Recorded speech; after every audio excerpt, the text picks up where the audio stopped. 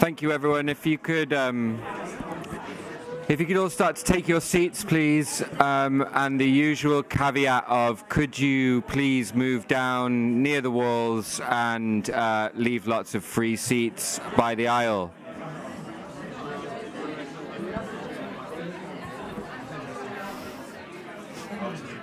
Yeah, I know, right?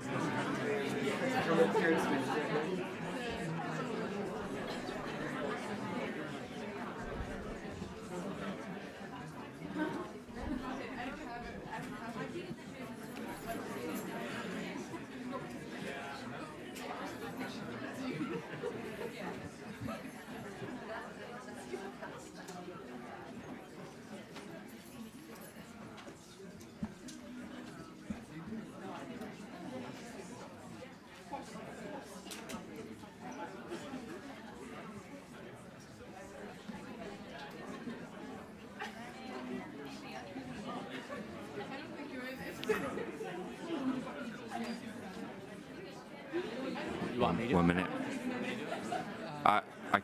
Yeah, I'll just say we're starting and hand over to you. Okay.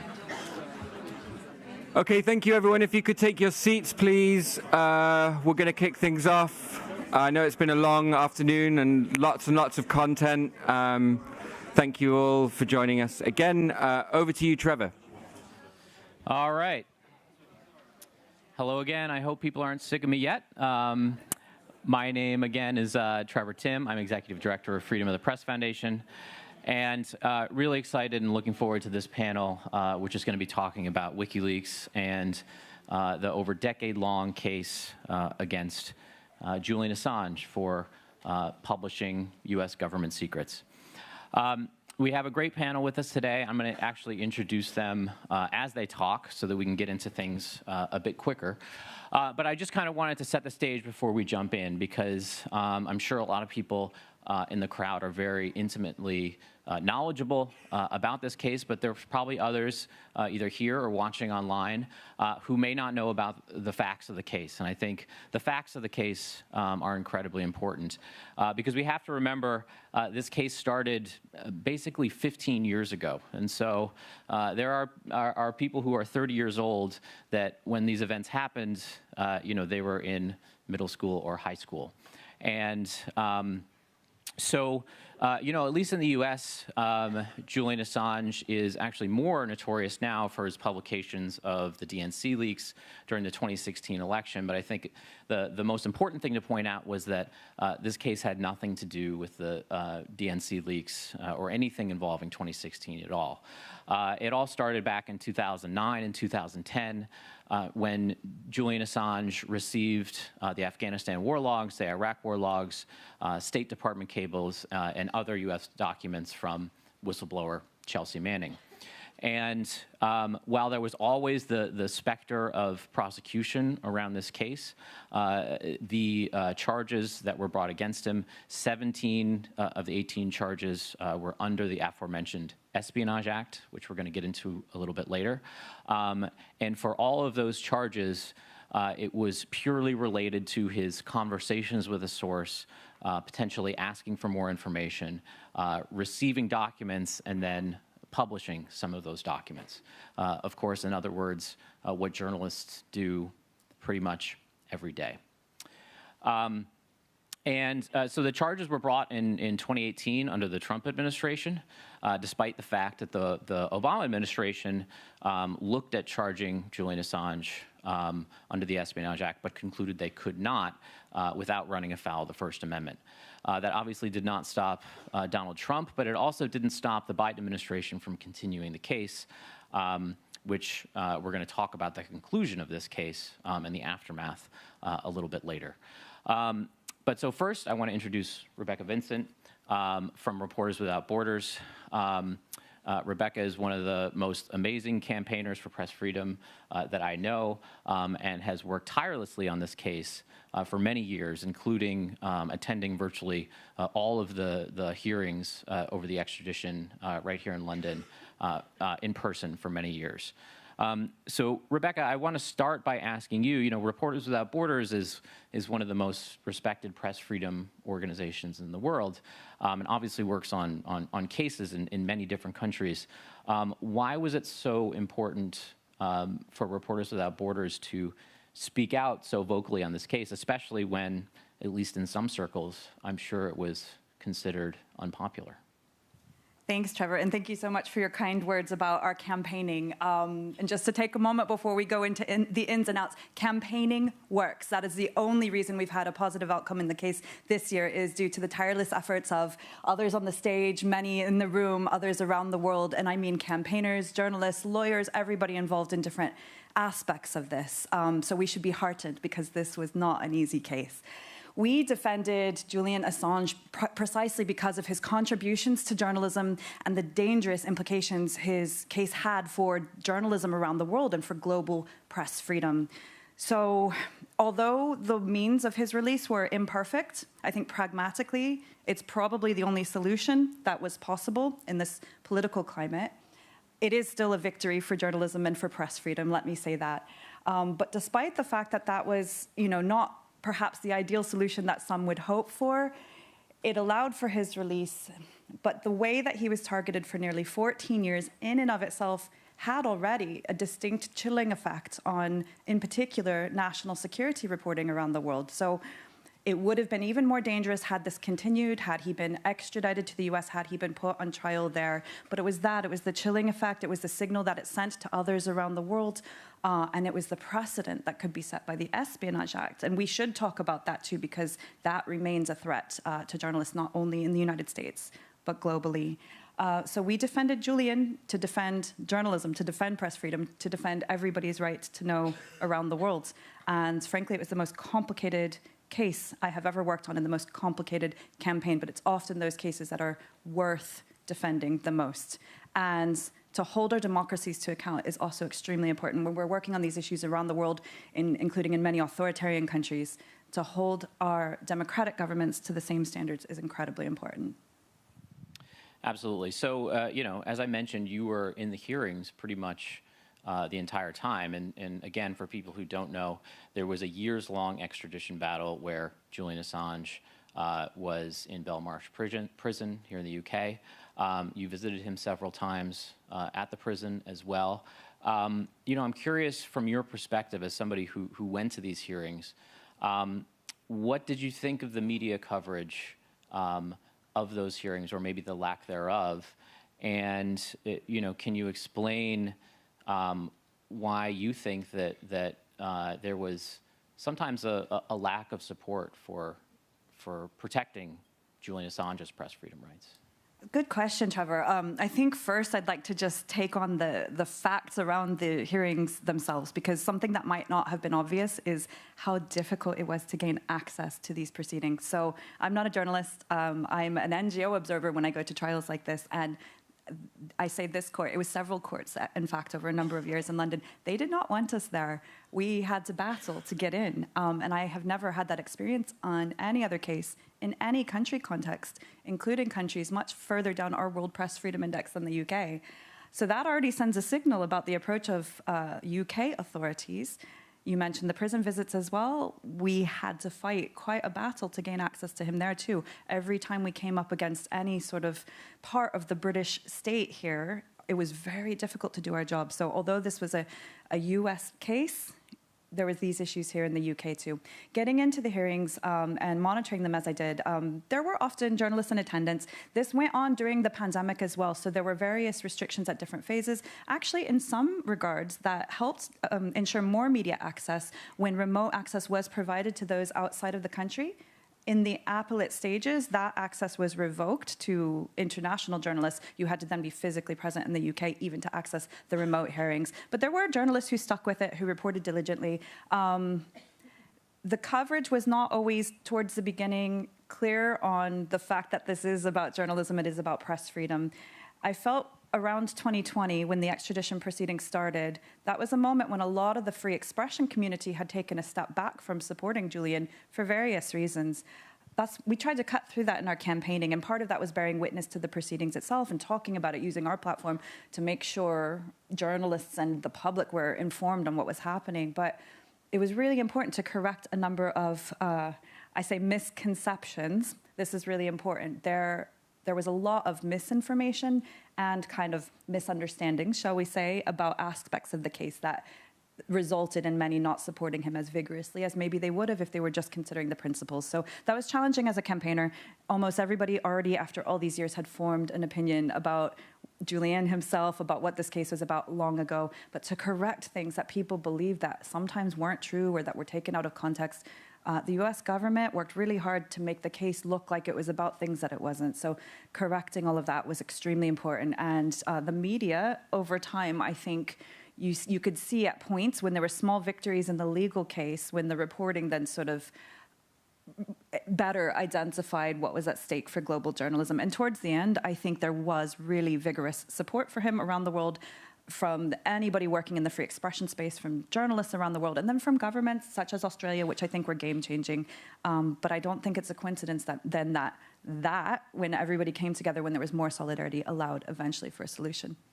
Yeah, absolutely. And so, speaking of misconceptions, we talked at the last panel a lot about the First Amendment. And, I think a lot of people, both around the world and frankly in the U.S., don't quite understand that actually for decades and decades, journalists in the United States at papers like the New York Times, Washington Post, Wall Street Journal, regularly publish documents and stories that the government considers classified. There's a rather famous case around this involving the late whistleblower Daniel Ellsberg and the Pentagon Papers involving Richard Nixon in the Vietnam War in the early 70s. And for more than 50 years, it's essentially been established that journalists have this right, as does anybody reporting on the news. But you mentioned in your introduction also about the threat that international journalists face. And I was wondering if you could talk a little bit about, why not just journalists in the U.S. should have been worried about this case, but international journalists as well. Sure. Well, first of all, the fact that Julian Assange was targeted in this way, he was not a U.S. citizen. He had no ties to the U.S. He was not a resident. He was an Australian citizen working in London at the time that this case started. The fact that the Espionage Act could be considered to apply to any journalist in any part of the world is very disturbing. And even more concerning is where things were going in the UK courts. In fact, we were waiting for an appellate hearing at the time that then the plea bargain was reached and he was released. But what the High Court was looking into at this stage was questions over, for example, whether the First Amendment would be extended to Julian Assange if he were brought to the US for trial. And we know that it probably wouldn't have been. So not only is the Espionage Act itself still a danger, it could be used against any journalist anywhere in the world that reports things that, frankly, embarrass the United States. We know also that they're unlikely to be given First Amendment protections if they're brought there. So this should be of concern to governments around the world, and media organizations around the world should be aware, too, of the risks that their journalists face. So that chilling effect is kind of still there. And that act, and I think we'll probably go more towards solutions a little later, but that the Espionage Act remains in dire need of reform at a minimum to include a public interest defense. Absolutely. So we're also lucky to have Holger Stark here, who's the Deputy Editor-in-Chief of Die ZEIT, and also worked actually directly on the State Department cable's release with the international partnership of news organizations and directly with Julian Assange in 2010. So, Holger, just to start off, I would love to just hear more about what that experience was like, both working directly with WikiLeaks at the time, but also the climate that surrounded these stories, because I think people forget, this was global front page news for months and months and months. Yes, exactly. Thanks for having me, Trevor. It was a fascinating time, 2010, and I spent a lot of that year here in London, partly together with our team at Der Spiegel at that time. working with WikiLeaks, but also working with the colleagues from Guardian, New York Times. They had kind of like a delegation here. And we started going through the files, first the Afghan war logs, then the Iraq war logs in October, and finally the State Department cables in November. And it was an up and down, like a roller coaster emotionally, because the material was so rich, it was so fascinating to dig into that kind of documents. Remember, it was 750,000, something around that documents. We never had such a huge amount of, such a trove of documents. It was also one of the first cases of the modern era of leaking digital data. In the old times, I mean, Daniel Ellsberg was at a copy at the Pentagon and tried to copy the Pentagon papers physically. Now we had this huge cache, and the question was how to dig into it. And every time someone from the group found something exciting, it was like, wow, did you see that cable? Oh, wow, what kind of report from Afghanistan is that? And so we had like adrenaline flashes all over the place. And at the same time, it was already some kind of like rocky road, because we realized that WikiLeaks' approach and Julian's approach was way different from the, I would say, traditional approach. So we argued back and forth a lot about the question, should all material be on the market? Should we publish names? Should we redact certain personal information, personal data? And it was just a different cultural and political approach at the time. There was one moment when two of the media partners were almost ready to publish without WikiLeaks, because it was such a tension in the debate, in the run-up, especially for the cables. And we invested a lot to pull back the coalition and say, like, well, we started this together, let's do this together. And then we came out, as you said, Trevor, especially in late November 2010 with the cables, and it went like a wildfire around the globe. And it was something entirely new. The dimension was new. The political impact was unprecedented, I would say, and also this kind of collaboration between 5 media partners and WikiLeaks. Yeah, it was really kind of the first partnership of its time. You know, we've seen several similar partnerships since, but it was kind of really pioneered. Yeah, kind of the mother of this kind of collaborations, yes. So the group of publishers that initially partnered with WikiLeaks, so I believe it was the New York Times, Guardian, Der Spiegel, El País, and Le Monde. And so later on, when the prosecution happened, actually, I was a defense witness at one of the extradition hearings talking about the press freedom implications. The prosecutors were constantly going back to the fact that some of the news organizations that initially worked with WikiLeaks had criticized Julian Assange for various reasons. And essentially the prosecutor's implication was, oh, well, these news organizations don't care about Julian Assange, right? So how does this affect press freedom in general? But around the same time, you were actually involved again in organizing these 5 key news organizations to push back against essentially what the prosecutors were arguing.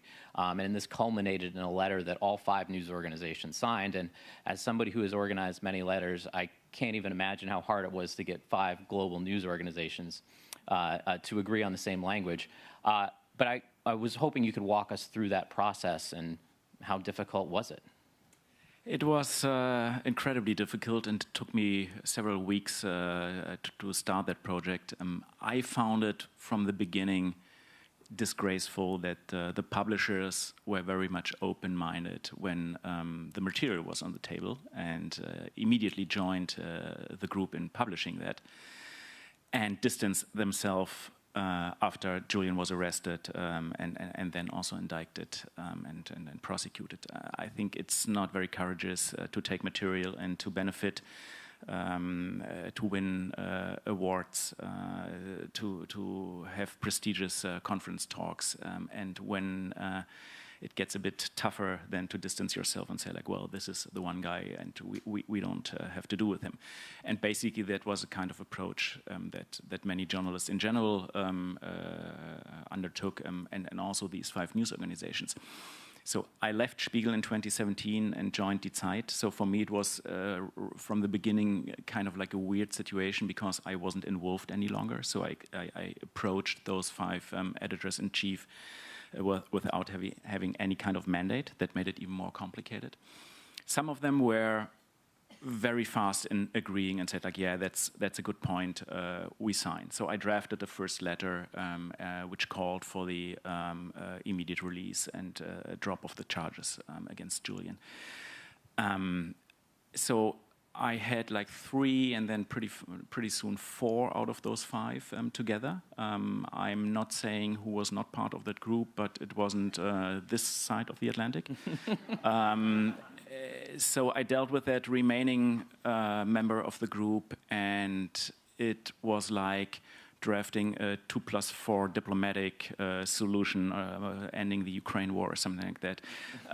Every half sentence was really at stake, and it was clear that parts of the indictment concerned that 5th partner so much that they wouldn't call for an like unanimous release, immediate release, unconditional release, and the drop of all charges, because they were concerned that computer intrusion, which was one of the 17 or 18 points in the indictment, is not something that journalists should do. So whatever was related to those computer intrusion charges should be excluded from that public letter. And therefore they couldn't make the case for an immediate drop of the charges. Also they said, well, maybe some parts of the other charges, who knows? So at the end, we found a diplomatic solution. I think there's a language in it which is not entirely clear, so it left some leeway for the 5th partner, which led to Stella Assange's criticism. I called her and said, like, well, I finally reached something. And Stella said, like, well, are you calling for his release? And I said, yes, kind of, not immediately, but... and so Stella was, of course, deeply disappointed and said, how dare you, how can you? So for me, it felt a little bit like between a rock and a hard place. At the end, Stella accepted it, the language, because it was clear it wouldn't go anywhere if we would call for the 100% solution. So finally, we published it, and it made some waves. Got also some good coverage in the United States from other media parts, where it has been distributed, and I think it maybe, as Rebecca said, like contributed a little bit to the campaigning. It was late. I would say it was too late. It wasn't very courageous, but it was. Yeah, you know, I think it still, despite all those points, I think it was one of the turning points in the case, because up until then, you know, back in the United States, like, we were pulling our hair out because we were like, how are journalists and news organizations essentially ignoring this case, given that when you read the indictment, it is word for word what journalists are doing every day. And so, you know, there's always kind of this, whether it's jealousy or personal differences. With Julian Assange, there was always this feeling, well, he's not part of the club.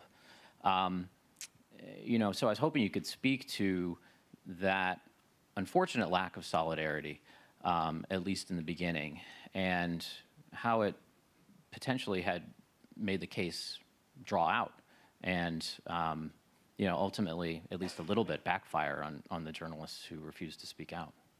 Yes, I agree. I think it contributed. It made it much easier for the U.S. government to proceed with the case. I think it has to do with 2 main points. The first is that Julian always criticized what he says mainstream media. I don't like that term too much. I would more say like traditional media.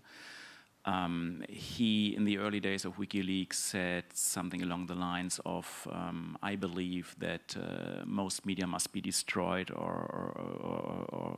and then it must be, before it can be rebuilt from scratch. So his approach always was that the media industry is rotten, and to some aspects that is definitely true, but if you have someone who comes from an alternative medium and says like, well, the entire industry must be destroyed, you don't have too many friends in that industry. So that's point one. And point two is, as I mentioned before, there were those cultural differences. I am dealing with national security documents since 25 years. I also worked with the Snowden material, the NSA files. And you almost always come to a certain point where you have to make a call whether you want to publish everything unredacted or you want to leave some things out. And in a lot of those documents, you have like names of informants. You have people who are not really part of the story but pop up in the documents. And you often make the decision to redact those names, to protect those people because their name, their biography is not in the public interest and there's a legitimate reason not to be published. So traditional media usually have this approach of as a filter institution and to leave some stuff out. And Julian's approach and WikiLeaks' approach was more like the radical one. We get it in, the source decided it must get out, so get it out. So we had big arguments with each other. I remember that we were standing here in London in the middle of a street and shouting at each other. He said, like, "Wow, that's treason if you call publicly not to release that material." And I said, "Well, my editor-in-chief decided to do so." So we argued back and forth, and that made it also kind of hard to always be on the same side and have common ground. Despite that, I think it's, as I said, it's a disgrace. We should have defended him no matter what, consequentially and without any kind of hesitation. This was a direct threat against journalists and against the journalistic freedom of speech, and every journalist should stand up, should have stood up and defend him. Yeah, you know, the way that we always phrased it was, you know, nobody's saying don't criticize Julian Assange and his publication choices or any ethical disagreements. There is a huge gulf between criticizing somebody or not liking somebody and a legal criminal case against somebody that could affect everybody else's rights. Trevor, could I just, I know you need to go to MC, but just on that point, I asked Julian about it in prison one time, and it's really worth noting he chose to work in a partnership with professional media organizations. He didn't have to. He said that to me. He's like, I didn't have to. It's like, I know. And all that entailed, including these heated arguments and what came out of it. So that was one of the most common misconceptions, is that like this unredacted info was just kind of intentionally put out there, and that was never the intent. He intentionally made it harder for himself to go through these processes in the interest of journalistic integrity. So that's really worth bearing in mind. Yeah, absolutely. So MC McGrath, who is a longtime transparency advocate and also a legal researcher on the Assange legal team. You know, this case dragged on, as I mentioned, for several years. And earlier this year, there was a somewhat, I think, at least for the public, surprising plea deal where the administration dropped all but one charge. One of the Espionage Act charges, which they essentially forced Julian to agree to plead guilty to win his release.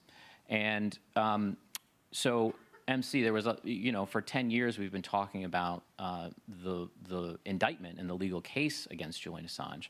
But I think there is even less known about what was actually in the plea agreement and how that related to the indictment. So I was hoping you could shed some light on that. Yeah. So I think Rebecca made a very good comment earlier about how the U.S. government has tried very hard to make the case seem like it's about something that it's not. And I think that very much comes through when you compare the plea agreement to the indictment. But it also comes through if you compare the conduct in the indictment to what's actually charged. Because Julian faced 18 counts, 17 for espionage and 1 conspiracy computer intrusion count. 175 years total. Of these counts, only 3 related to publication. That's only about 17% of the total sentencing exposure. So while a lot of the focus of the media and press freedom groups has been on the threat to press freedom from publication or mentioning some of the issues with names that Holger referenced, this is actually a very small part of the case. The vast majority of the case, 13 of the 17 counts of the 18 counts solely relate to seeking to obtain information from a source. So the real thing at issue in this case is news gathering, and this comes through very much in the plea agreement. I would like to talk about the plea, but I think maybe I should actually first respond to some of what Holger said, because it's a bit more timely, and this also gets into parts of the plea. So the focus of the plea is news gathering, and I'd like to speak about that because I think it's the main risk that the US government's approach to the Espionage Act poses to journalism. But there's something that I think is not very well known about the plea, because there is a little bit about publication and redaction. So with just some background on the publication redaction. So all the 3 main publications were redacted. The letter that Trevor was referring to and that Holger was trying to undo some of the damage that it caused is one that was written by the 5 initial media partners that worked with WikiLeaks. So WikiLeaks had about 100 media partners that worked on the diplomatic cables. But just these 5 wrote this letter in September 2011. And the reason why they wrote this letter is that the full set of cables had become available online. This was not something that WikiLeaks had intended or brought about. It was something that happened through third parties. And they were posted on multiple third-party websites, including the US-based website Cryptome, before WikiLeaks republished the documents. WikiLeaks republished the documents only after they were widely available. And one thing that I think is not it hasn't really been noticed about the plea agreement is that there were 251,287 cables in total. But if you look at the part of the plea agreement that deals with the publication of these documents, it talks about over 100,000 cables. Why? The reason for this is that it does not include the full unredacted release of the cables in September 2011. This is intended to include 2 sets of documents. One are a set of unclassified cables that were released in August 2011, which by nature of being unclassified shouldn't include information that needs special protection. The other is a set of are the cables that have been gradually released up until that point. So the cables were published. I think I need to explain a little bit about the publication of the process of the cables for this to make sense. So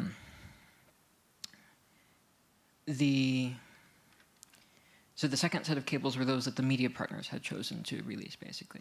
So WikiLeaks did not choose which cables to publish.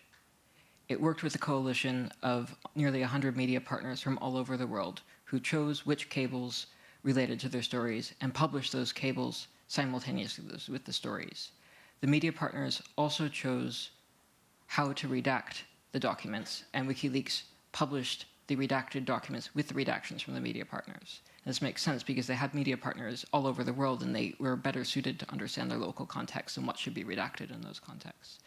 So the cables were redacted by the media partners, and the documents that are referenced in the plea, the classified cables that are referenced in the plea, are the ones that were published by the media partners, redacted by the media partners. But these are still said to contain identifying information. Now, why is that? Why would media partners leave identifying information in a cable when they publish it? And this is because sometimes it's necessary. Sometimes it's relevant to the story, because sometimes it's a crucial part of the public democratic debate and accountability. Sometimes these names identifying information is. I'd like to give an example of this.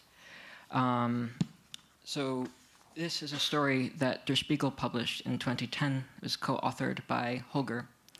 It relates to an informant in Germany's FDP party who had been giving information about confidential coalition discussions to the State Department. As a result of the publication of this story in the cable, this person was later identified. It turns out he was the chief of staff to a German cabinet member. A later story reported that he had been relieved of his current duties but not fired. So I give this example because I think it puts things into perspective, because there are many examples like this case. I think it's very easy to overstate the risks when you talk about names or informants or identifying information, but there are many cases where the media partners assessed these risks and found them to be reasonable and still chose to publish identifying information because it related to the story. So if someone has, for example, breached official legal or ethical obligations of confidentiality, is it reasonable for them to be disciplined at work? Is it reasonable for them to be fired or criticized? And should journalists withhold identifying information when these are the only realistic risks?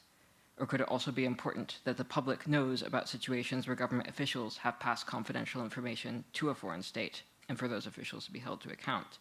Now, the risk assessments that journalists make on these questions do not always line up with the risk assessments that the US government makes on these issues. And this is why the plea agreement talks about how there were classified cables with identifying information. Those are the cables that the media partners chose to publish because they decided that the identifying information should be in those cables because it was relevant to their stories. So, you know, one of the things at Freedom of the Press Foundation that we were most worried about was the precedent, the legal precedent that this case could set. You know, you could, you know, never in modern history in the United States has a publisher of truthful information been prosecuted under the Espionage Act. We talked a little bit about the Espionage Act at the last panel and how it has been used increasingly against sources who sign employment agreements with the U.S. government, which can be bad enough, especially when they're exposing corruption or wrongdoing or illegality. But never has it been used against a publisher. That was always kind of the crossing the Rubicon moment for the First Amendment. And so with this plea agreement, we did avoid the worst case scenario. A plea agreement does not count as official judicial precedent that judges are obligated to follow in the future. But MC, curious from your perspective, you know, what is the practical precedent of this plea agreement, and how will this plea agreement potentially affect press freedom rights in the future? Yeah, so the plea, as I said, it focuses heavily on news gathering, and I think it's maybe helpful to give examples of some of the news gathering activities that form the basis of the statement of facts in the plea agreement. So one of these is conversations with sources. The plea agreement cites how Julian and Manning communicated with each other during the same time period when Manning was sending classified documents to WikiLeaks, and it references comments made in these chats of examples of how Julian encouraged Manning to send classified documents in violation of the Espionage Act. But if you actually look at these comments, they're the sort of ordinary journalist-source interactions that you would expect. So for example, Manning offered to send Julian the Guantanamo files, a collection of documents about Guantanamo detainees, and Manning asked how valuable these documents would be. The two of them then went on to discuss the specific public interest in the publication of these documents and whether they would be newsworthy enough to publish. And the chat logs are full of examples like this. There's even very generic, general statements of encouragement of a source, for example, saying curious eyes never run dry, that are cited as an example of how Julian violated the Espionage Act by encouraging Manning to provide classified information. Another example of news gathering activity that's covered in the plea agreement is public requests for newsworthy information. So the plea deals with both general requests for documents as well as requests for specific documents. So for example, it says one of the things in the statement of facts is the defendant's website, WikiLeaks, stated WikiLeaks accepts classified, censored, or otherwise restricted material of political, diplomatic, or ethical significance. So material of political, diplomatic, or ethical significance, that is information of interest to the public, which is not already known to the public because it is restricted in some way. In other words, newsworthy information. So this is not unlike the wording on many tip sites, tip pages of news websites. In relation to specific documents, the plea focuses on the WikiLeaks wiki on a page called Draft the Most Wanted Leaks of 2009. So this is it's a wiki, so like Wikipedia, anyone could edit it. And this page described itself as a list of the concealed documents or recordings most sought after by a country's journalists, activists, historians, lawyers, police, or human rights investigators. So this was a collaboratively compiled list which aimed to determine which documents are most valuable to the public. And it included documents not just from the US, but from 33 different countries, as well as international organizations. The plea mentioned some of the US documents in the list as this is what the US objects to. So for example, operating and interrogation procedures at Guantanamo Bay, Cuba, CIA detainee interrogation videos, Iraq and Afghanistan rules of engagement. Now, remember this is 2009, so all of these were related to topics that were being actively debated in the news at the time. So it's very common for journalists to publicly request documents related to timely topics that are the subject of public debate. If you search social media, you'll find numerous requests from journalists for specific documents, including those which might be classified or constitute national defense information. I think Trevor has tweeted some similar, some things asking for the CIA torture report and other things of that nature before. Holger, do you want to jump in? Yes, please. I agree with everything that Rebecca said earlier, except one sentence. And that is that this was a victory for press freedom. Because I see exactly that precedent that you mentioned, Trevor. I think it was a win and a victory for Julian, long overdue that he was released. I'm really glad for him personally.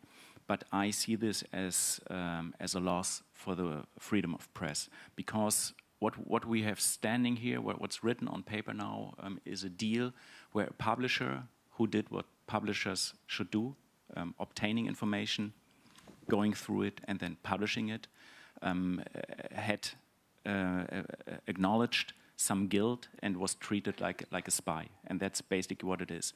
Instead of being a journalist and a publisher, Julian is, with that deal, seeing publicly as a spy. And that is, I think, devastating for the idea and the mission of freedom of press. So I can't see this as a victory.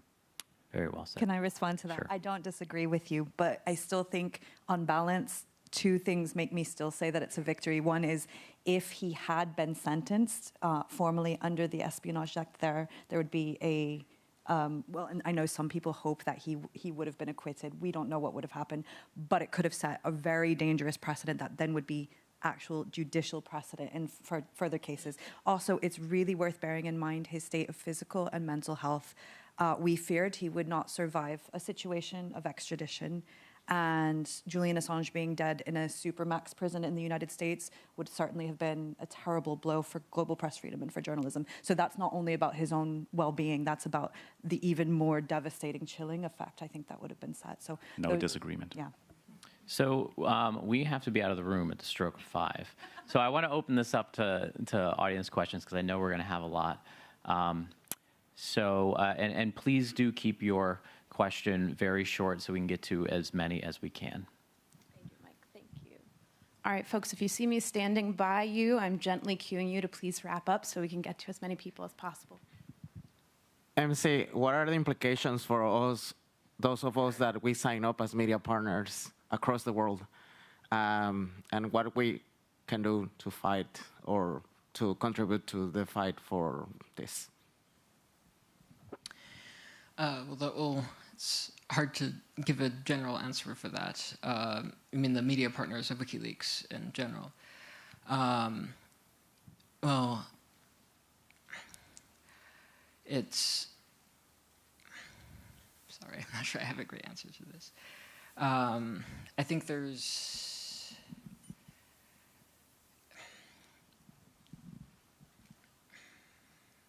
Support pardon Assange.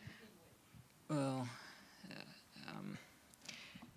I mean, if the case were still going on, I would say to be speaking up in support of him. Now that it is over, it's a bit trickier to say what can be done.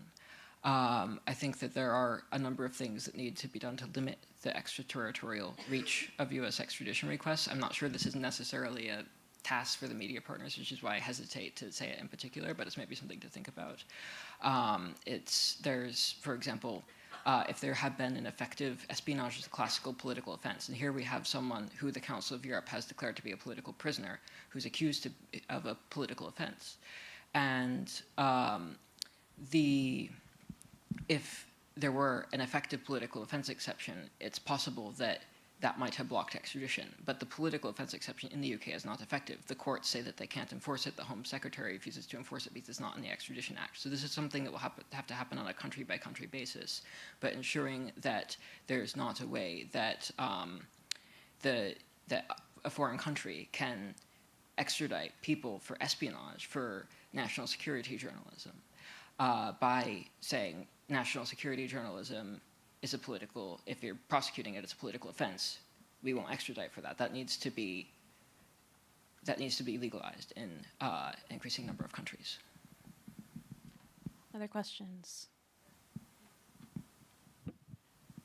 Thank you. I wanted to ask how important you thought the location of Assange was at the start of this case in terms of being based out of the UK rather than perhaps being in Madrid or Berlin or Paris. How much do you think it was important that it was a UK situation and the relationship that we have with the US and the extradition laws that were in place in that time, and whether it would have played out differently if he had been based in a different territory? Well, it's hard to know because I think it will differ from territory to territory. But I think that the political aspect certainly would be different in different situations. The legal aspect would also be somewhat different. There would still be ECHR in Madrid or Paris as an option. But they would also have different extradition regulations. I don't think that the EU treaty with the US has a political offense exception either, so I'm not sure that that would have worked.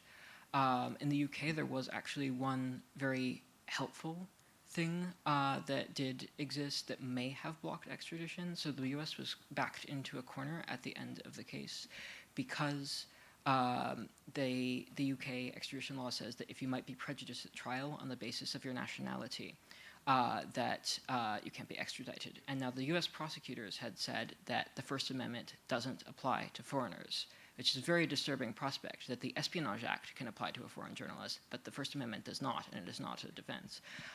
So the UK court said, well, this is discrimination based on nationality. So that is actually a helpful provision in the UK. I think the political situation may have well been better in other countries, but that is something I think is... Could I add to that? Because I think that the UK government should not be let off the hook for its role in all of this. I think it could have gone very different in the early stages if there had been a more courageous government willing to stand up to the US and protect this person instead of opening it up to all of these years of continued persecution. Yeah. So we've addressed the legalities here, but let's remember that this was at each point that the Home Office had a decision to take, a political decision. They, instead of protecting journalism, they chose to allow the US to proceed with this persecution. That was decisions by two subsequent Home Secretaries to allow this to then become a matter before the courts. This did not have to go to the UK courts. And so that signal has been sent that this country cannot be viewed as a sanctuary for anybody facing persecution from whether it's the United States, whether it's a country, you know, I don't know, that we more traditionally think of as a bad guy when it comes to press freedom. And just to touch back on the question about what could we do next too, I think there's still serious questions about the UK's role here. The Parliamentary Assembly of the Council of Europe issued the resolution which MC referenced, which declared Julian Assange to be a political prisoner. One of the recommendations was that the UK conduct an inquiry into his treatment here. The UK government has so far ignored that. I think there was a piece in Declassified that got into that. I think an inquiry is needed. There's a hand up, I think it's from Joseph from WikiLeaks. Just considering that the one charge on computer intrusion was a sticking point for the one media organization in the US, and also the way that charge was used as rhetoric to hinder support, could you just explain a bit about that one charge? Yeah. So there were 18 counts in the indictment, and only one of those, which was just a 5-year count, the others were 10-year counts, so it was less than 3% of the total sentencing exposure, was computer intrusion. Now, a very disproportionate amount of the statement of facts in the indictment, not the plea, there's nothing about hacking in the plea, there's nothing about computer intrusion in the plea whatsoever. In the indictment, though, there was a significant portion that was spent on computer intrusion. At first, this was focused on something related to Manning, But then there was a significant amount of conduct that was added in the middle of the extradition proceedings in June 2020. So we went through a lot of this, and we were able to find serious factual issues with it. They're far too complicated for me to get into here.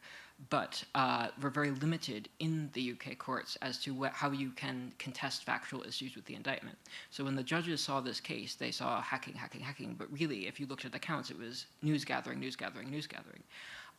And so it's not, it looked like it was something that it was not. And if we had been able to strip away those factual inaccuracies, we would have ended up with something a lot more like the statement of facts of the plea, which is predominantly focused on news gathering and things that are very clearly journalistic conduct. So I think it would be nice if there were a way to allow people to challenge inaccurate facts in political cases like this.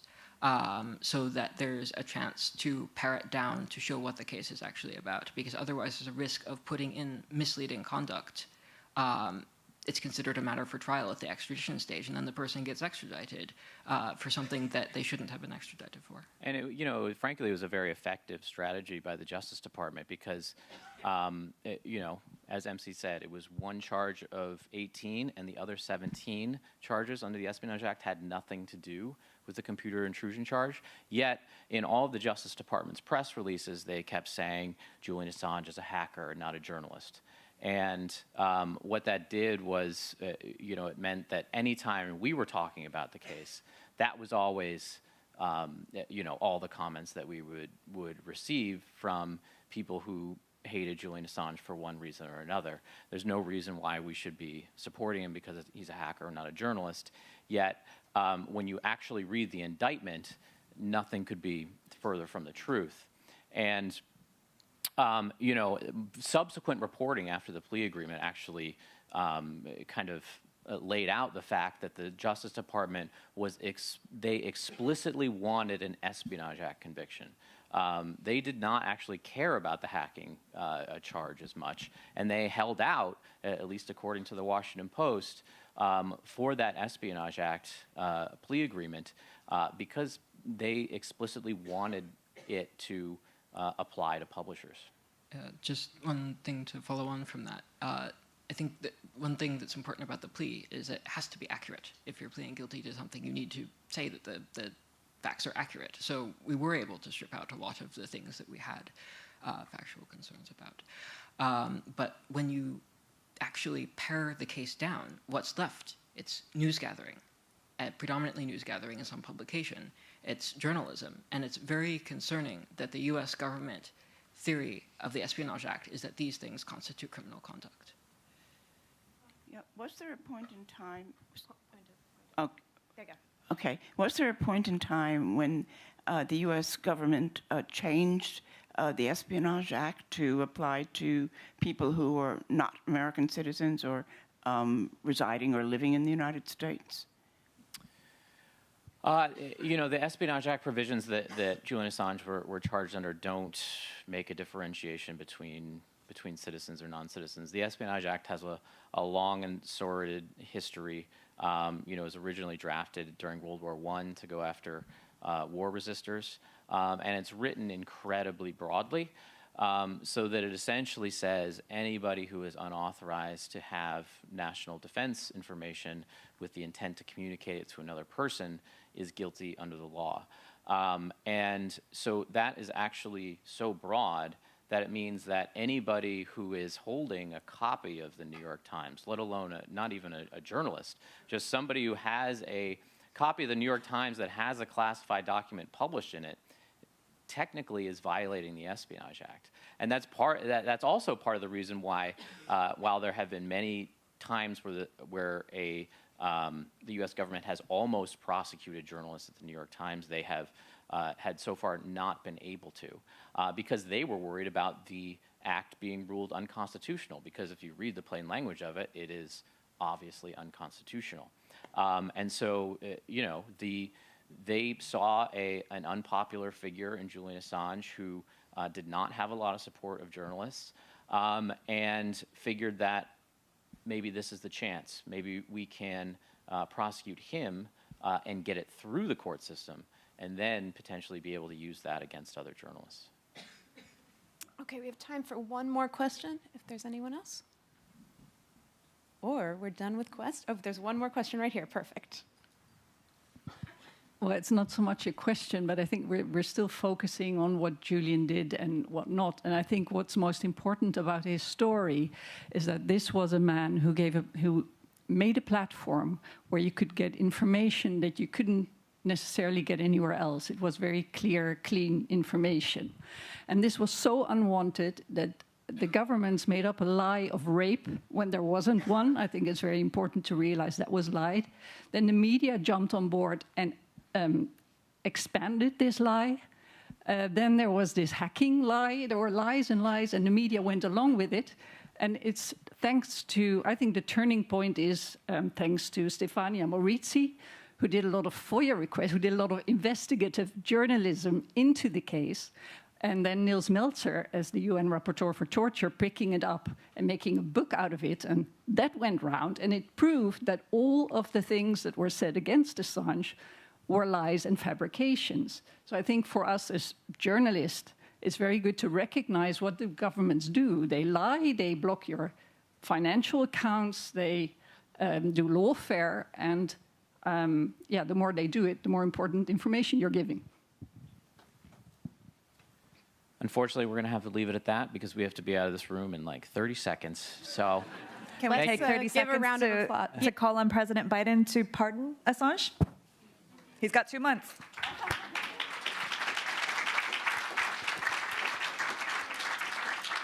Well, thank you so much to everybody for sticking around. Thank you to our panelists, and we will see you tomorrow. Thanks, everybody.